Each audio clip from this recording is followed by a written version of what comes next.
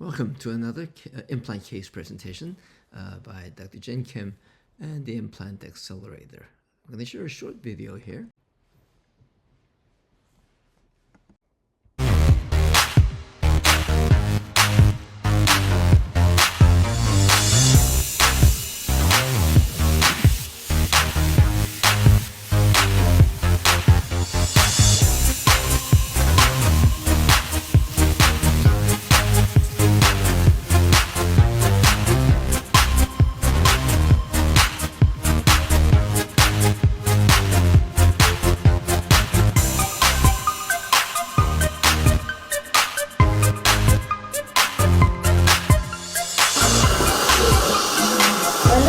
Jiggle, jiggle, jiggle, sticky bone.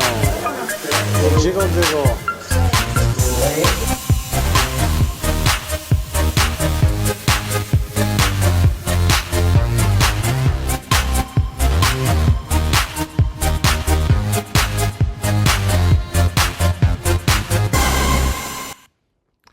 Welcome to another edition of an implant case review together with Implant Accelerator. This is Dr. Jen Kim. I am one of the clinicians that did this case together in Tijuana, Mexico. This surgery was done in the summer of 2024 in August.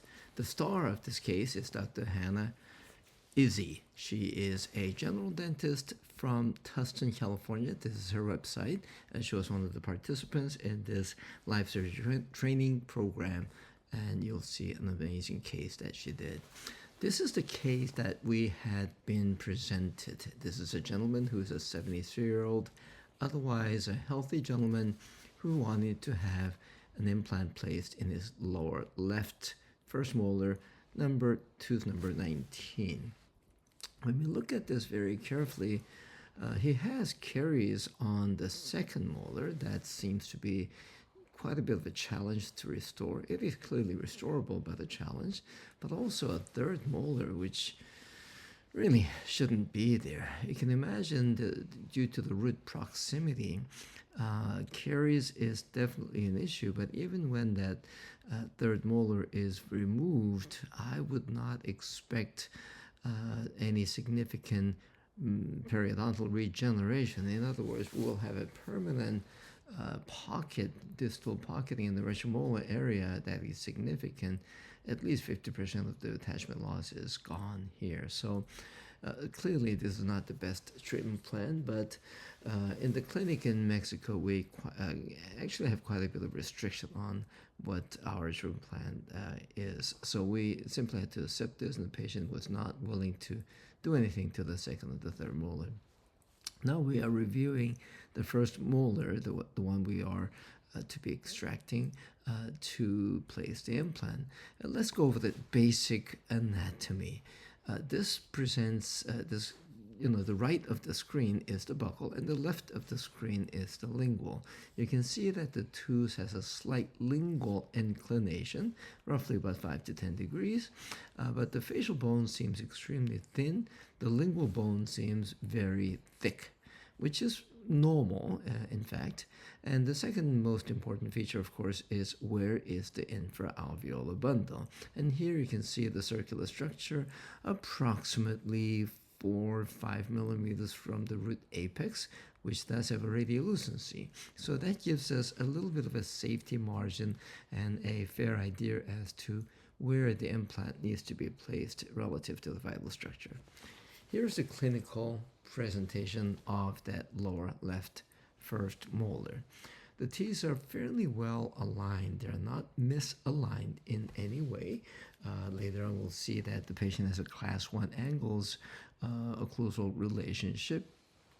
We also note that there is hardly any soft tissue recession, which means this is a thick biotype, and despite a lot of periodontal disease and caries, soft tissue health is quite reasonable. We also see a thick band of keratinized gingiva noted here on the screen in bright pink, coral pink as we like to describe them, and that's approximately 3 to 4 millimeters on the straight facial of that first molar. Remember, there's a sulcus there. There's a sulcus of at least 2 to 3 millimeters, and not all of that is attached Nonetheless, this is very important. There is a mucogingival junction clearly visible and a good depth of the vestibule, which is what we always like to see. There are treatment plans for implants in the upper left area, and the patient does have group function, so we do have to honor that occlusal scheme. Hopefully we can just place implant smack in the middle of that molar site, and we do have some meaningful guidance by the anterior teeth, deep overbite, and of course lots of wear. So this implant unfortunately is going into a fairly hostile occlusal environment, so we better place it good. We better have some good bone regeneration. This is actual scene of the patient and the team here trying to convince him, you really need to do something about the second and the third molar. Well, we tried. We couldn't convince the patient, so the treatment plan stood at that first molar only. So there's a first molar with the initial circular flap preparation. We did decide to raise a small mini flap both facially and lingually, simply so that we can have access to the tooth extraction. In fact, we are planning to do an immediate placement, and I would like to perhaps throw some pointers as to when and how immediate implants can be done. And it's a lot simpler, in my personal opinion, than what a lot of people say.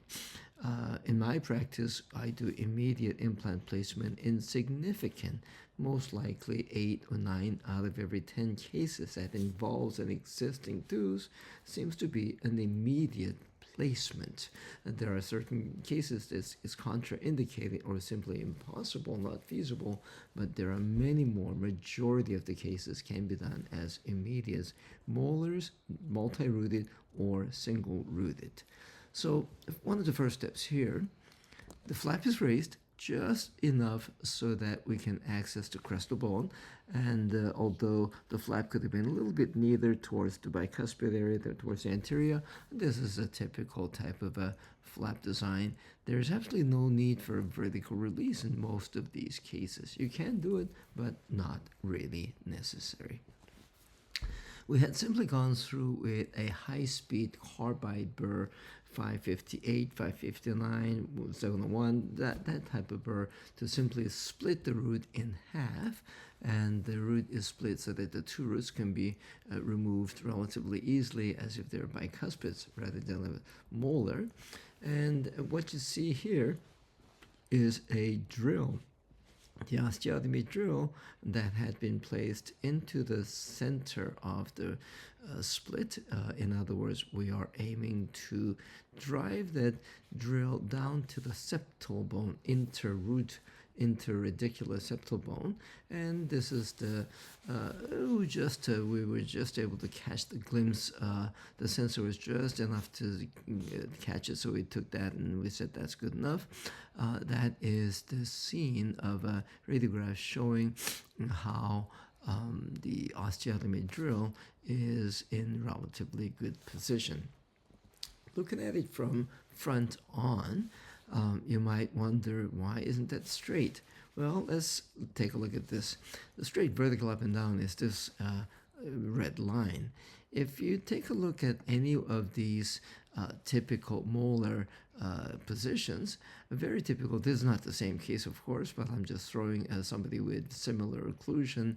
The first molar on the lower arch is tilted. There's what's called a lingual roll, and that roll tends to be somewhere between 5 to 10 degrees, and that is how the buccal cusp is slightly taller, lingual cusp is slightly lower. We've learned how to do that in basic denture setup, and that means the true trajectory is that yellow line, and that is a perfectly good alignment for this first molar implant placement. So here's another scene of the drill, osteotomy drill. Once the first one gave us the starting point in the interradicular bone, then we go up to the gradated next levels until we are sure that the implant placement can be quite snug.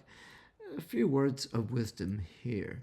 The osteotomy has to be slightly small, and in this case we're using the any ridge system from Megagen, basically the osteotomy has to be slightly bigger than 3.8, slightly. I mean, we want to aim for a 3.9, 4.0, somewhere in that vicinity to place any type of implant, any size implant, so long as the core is about 3/8, which is the large core diameter. If you know this system, you'll know exactly what I mean.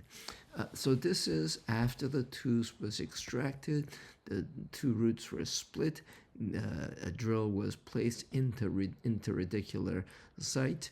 The two roots were carefully extracted without causing any crestal bone damage. And then, of course, the socket was completely debrided to get rid of all the unwanted cells, namely any cell that has nothing to do with bone or blood has to be evacuated, excreted from that site.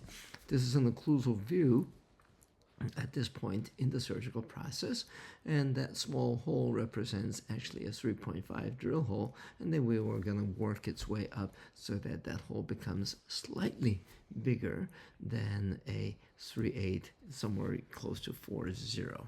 And eventually, when that osteotomy was completed, we then introduced the implant.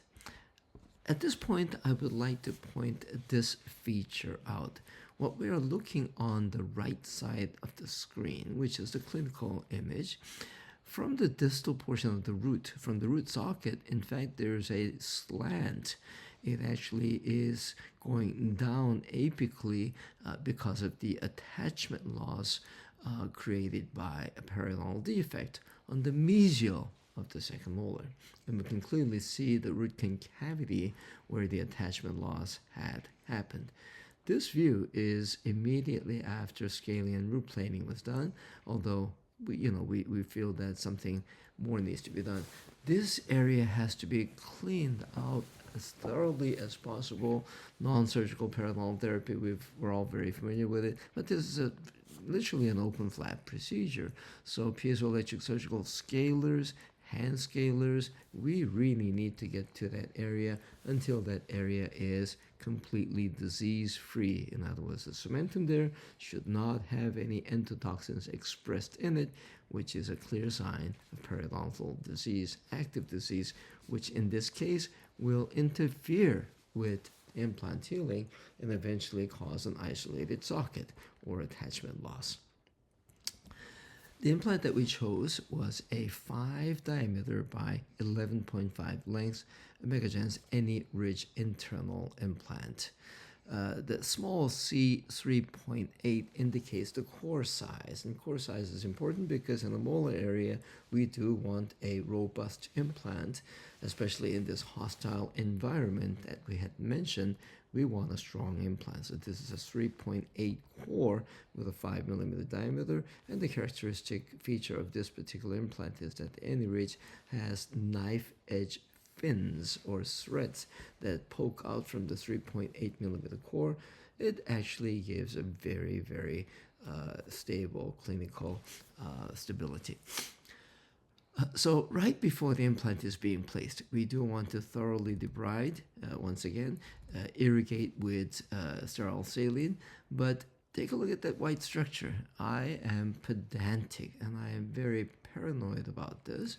That white structure is cotton, clean cotton that is wedged there, and at this point my assistant's role is to make sure that it's held perfectly in line to not allow saliva to pull into the surgical site. We're about to place a sterile implant. We're about to place bone graft material. In fact, we are using a sticky bone that we use almost exclusively with allograft. And any proteins, namely enzymes, any protein melting enzymes, that is main component of saliva, should not go into that site.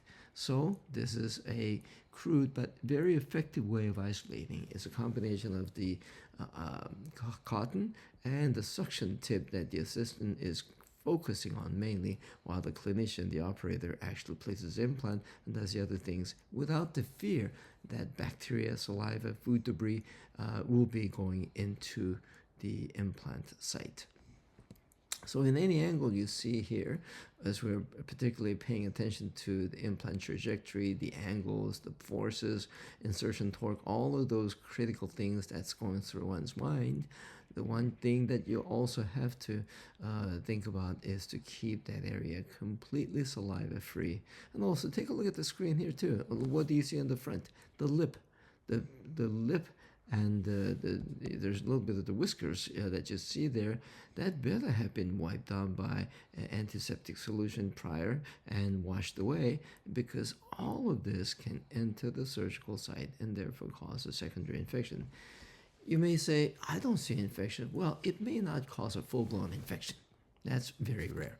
But it is going to interfere with the proper attachment gain. Is going to interfere with the soft and hard tissue regrowth, and therefore it is a critical thing that we have to honor and respect.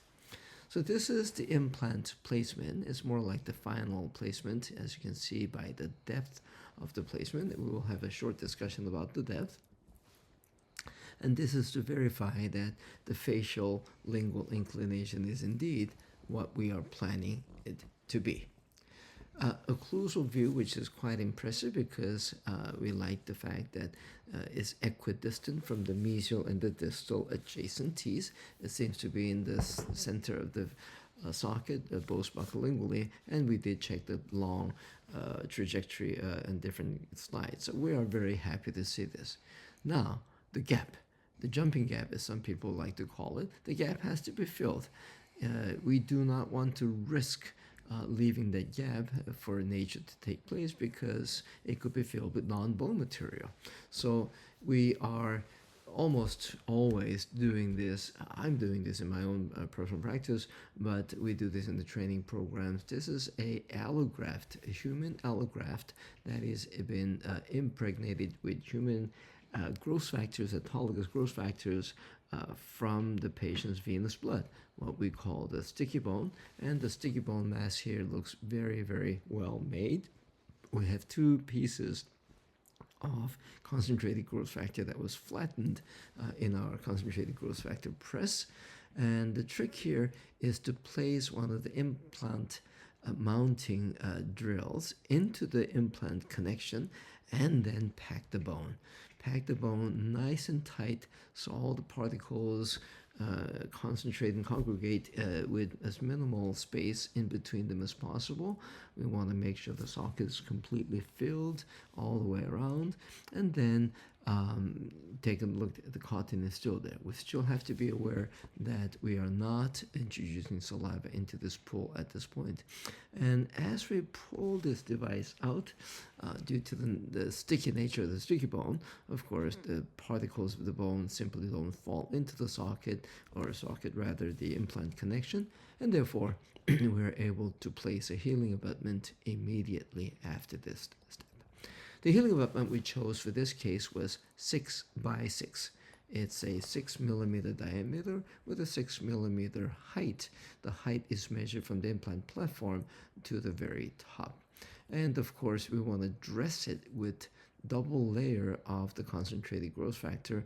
And as you can see, the healing abutment, the screw portion is penetrating it, making it look like a flying saucer with something sticking through. And this is, of course, the famous poncho technique that Professor Son has published on. This is done fairly commonly in my own practice and in the training program that we run in Tijuana, Mexico, as well as in Vietnam through the World Academy of Ultrasonic Facial Electric Surgery. This is an article that, if you want to read, very, very good article that describes the rationale behind it. It's a 2018 article. Now, once that healing abutment together with the poncho is tightly connected, I really insist on, using a torque wrench and driving at least 15, if not about 20 newtons. Now, you might say, what if the implant spins? Well, if the implant spins at this point and you have applied, say, 20 newtons, then the implant should have never been placed, because it was not properly placed. The implant in this situation should have been placed at least 30, if not 50 or 60, insertion torque. Therefore, 20 newtons of healing abutment should not even be an argument. do use a torque wrench, because hand tightening can possibly lead to the healing abutment coming loose, which is not only a sort of a not a good, it's a minor but important complication, but it's an embarrassment and clearly not the practice builder. Here we see, as we roll the flap and just very loosely close the flap and try approximate, the double layer of concentrated growth factor is clearly very thick and very abundant, and therefore it is something that's going to be not very well adapted, but that is not an issue. This will create an environment where a lot of keratinized tissue will grow into that gap, and also the fact that there's plenty of concentrated growth factor sitting on top of this surgical wound will ensure that bacteria and other cells will not penetrate during the early healing process. So this actually gives you quite a bit of comfort. And this is the surgical record. Here are some images of the implant placement. You can see here that the implant was placed, and we wanted to verify to see where we were with this quick PA radiograph. And this is actually another one taken immediately after the implant was placed to these final depths, together with the healing abutment, of course. So this was done after the surgery was completed. And I wanted to compare the two. In fact, between the two periapical radiographs, we did indeed advance the implant. It looks like a good millimeter or so, because the aim was to place the implant at least inferior south of the periodontal defect. We do hope that some of that periodontal defect will disappear, reattach, and have some reattachment of the periodontal ligaments, and hopefully some bone regrowth, but we never know. So we definitely wanted to have the implant platform further south. And if you argue that, isn't that a little bit too deep, because the yellow line represents CEJ, the pink line is where the first implant platform was, and that aligns up with more or less the base of the periodontal defect. And our final destination for the implant was actually slightly deeper than that. I am pretty comfortable with this distance of, let's say, 3, even 4 millimeters from the CJ, which practically translates to only about 2.5 from the most coronal possible attachment. That is not that deep at all, not at all. If you look at this next image, where this is my quick rendering of what a future restoration will look like, that triangular area is very, very good embrasure size to be able to place an implant with healthy amount of bone and periodontal attachment, as well as good amount of biological width that will withstand time and time and be a central facet of this long-term success for this implant. So this implant placement was very simple, yet it brought up a lot of interesting points of discussion. We did an immediate placement. We placed a drill before the roots were removed, what a lot of people like to call it in today's trendy terms, the DTR. I heard that term a lot, drill through the roots. In fact, my 2006 presentation at the Academy of Periodontology was entitled, Strategies for Immediate Placement in Multi-Rooted Molars, and that described exactly that technique back in 2006. It's been something I've been using ever, very, very broadly, and something we teach at our training programs in Implant Accelerator, as well as World Academy of Ultrasonic Piezoelectric Surgery. This is the team that did this beautiful case together with the patient, like Daisy. The young lady to the left is Gabby, the good old Gabby, my surgical assistant, and the local doctor who helps us is also seen in this photograph. So I hope you enjoyed this case presentation. There are many others that you'll find in different sources. Some of them are on my Vimeo, some of them are on my YouTube channel. And if you need access to some of these that has passwords on them, please let me know. I hope you enjoy. Join us in our programs in the near future, and hope to see you very soon.